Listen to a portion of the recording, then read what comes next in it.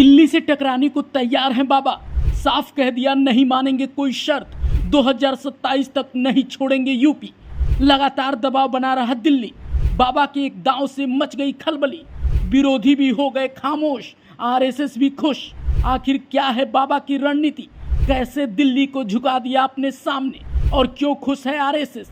Video में बताएंगे सब कुछ, इसलिए बने रहिए अंत तक। नमस्कार, आप देख रहे हैं लाइव यूपी न्यूज़ 24। मैं हूं आपके साथ लक्ष्मी शंकर मिश्र। उत्तर प्रदेश की सियासत में इन दिनों एक बार फिर ऐसी चर्चाएं तेज हैं जिसका असर सिर्फ लखनऊ तक नहीं बल्कि दिल्ली तक दिखाई देने का दावा किया जा रहा है। सोशल मीडिया पर चल रही खबरों, राजनीतिक चर्चाओं और कुछ कथित राजनीतिक विश्लेषणों में दावा किया जा रहा है कि उत्तर प्रदेश के मुख्यमंत्री योगी आदित्यनाथ पर दिल्ली की तरफ से लगातार दबाव बनाया जा रहा है। दावा यह है कि संगठन और नेतृत्व की तरफ से बाबा के सामने कुछ शर्तें रखी जा रही हैं, लेकिन सोशल मीडिया की इन्हीं अटकलों में कहा जा रहा है कि इस बार बाबा ने भी आर या पार का मूड बना लिया है।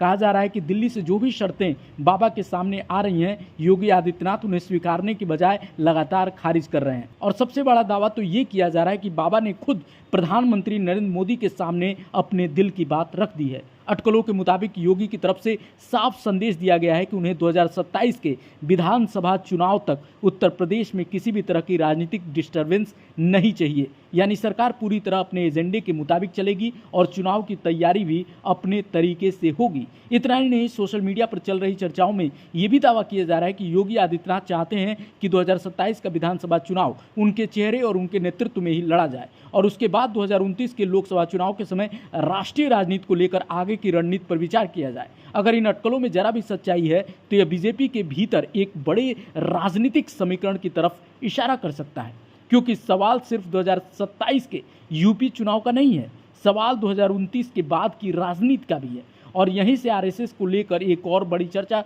शुरू होती है। सोशल मीडिया पर चल रहे दावों और कुछ राजनीतिक विश्लेषकों की अटकलों में कहा जा रहा है कि संघ योगी आदित्यनाथ को लेकर इसलिए सकारात्मक हो सकता है क्योंकि प्रधानमंत्री नरेंद्र मोदी के बाद बीजेपी में जन स्वीकार्यता वाले सबसे बड़े अगर कोई चेहरा है तो वो योगी आदित्यनाथ हैं। यही वजह है कि कुछ राजनीतिक विश्लेषक यह संभावना भी जता रहे हैं कि 2029 को ध्यान में रखते हुए योगी आदित्यनाथ के राष्ट्रीय कद को और मजबूत किया जा सकता है। हालांकि यह कहना भी बहुत जल्दबाजी होगी कि योगी को भविष्य में प्रधानमंत्री पद के लिए तैयार किया जा रहा है या नहीं, लेकिन राजनीति में संभावनाओं के दरवाजे हमेशा खुले रहते हैं। अगर आने वाले वर्षों में परिस्थितियां बदलती हैं, नेतृत्व की जरूरत बदलती है और बीजेपी को किसी नए राष्ट्रीय चेहरे की जरूरत महसूस होती है तो योगी आदित्यनाथ का नाम निश्चित तौर पर चर्चा में आ सकता है। और शायद यही वजह है जिसके कारण यूपी की राजनीति में योगी बनाम दिल्ली की चर्चाएं बार बार सामने आ रही हैं। अब सवाल है कि अगर दिल्ली और लखनऊ के बीच वाकई कोई राजनीतिक खींचतान है तो बाबा की रणनीति क्या है? क्या बाबा 2027 तक अपनी स्थिति पूरी तरह मजबूत करना चाहते हैं? क्या वे यूपी में अपने मॉडल को चुनावी सफलता में बदलकर पार्टी के भीतर अपनी पकड़ और मजबूत करना चाहते हैं? और क्या 2027 के बाद उनका लक्ष्य सिर्फ यूपी तक सीमित नहीं रहेगा? फिलहाल इन सवालों का कोई आधिकारिक जवाब नहीं है। न तो इन कथित शर्तों की पुष्टि हुई है और न ही इस बात की कोई आधिकारिक घोषणा हुई है कि 2027 का चुनाव किसके चेहरे पर लड़ा जाएगा या 2029 के लिए बीजेपी की क्या रणनीति होगी। लेकिन सोशल मीडिया पर चल रही अटकलों ने सियासी माहौल जरूर गर्म कर दिया है। एक तरफ दावा किया जा रहा है कि दिल्ली दबाव बना रही है, दूसरी तरफ कहा जा रहा है कि बाबा झुकने के बजाय अपनी शर्तें सामने रख रहे हैं और तीसरी तरफ आरएसएस को लेकर चर्चाएं हैं कि संघ भविष्य की राजनीति को ध्यान में रखते हुए योगी आदित्यनाथ जैसे चेहरों को राष्ट्रीय स्तर पर मजबूत देखना चाहता है। अगर ऐसा कुछ वास्तव में होता है तो इसका असर सिर्फ उत्तर प्रदेश पे नहीं पड़ेगा बल्कि पूरे देश पर पड़ेगा।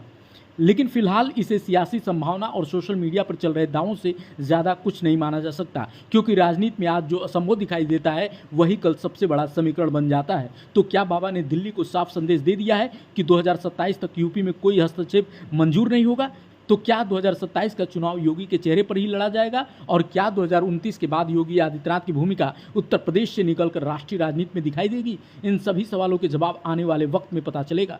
फिलहाल इतना जरूर है कि बाबा को लेकर सियासी चर्चाएं तेज हैं। अगर इन अटकलों ने आने वाले समय में राजनीतिक रूप लिया तो दिल्ली से लखनऊ तक बीजेपी की राजनीति में बड़ा बदलाव देखने को मिल सकता है। आपको क्या लगता है, क्या योगी 2027 तक यूपी की कमान संभालते रहेंगे और उसके बाद राष्ट्रीय राजनीति में जाएंगे या नहीं? अपनी कमेंट में राय जरूर रखें। मिलते हैं अगले वीडियो में। नमस्कार।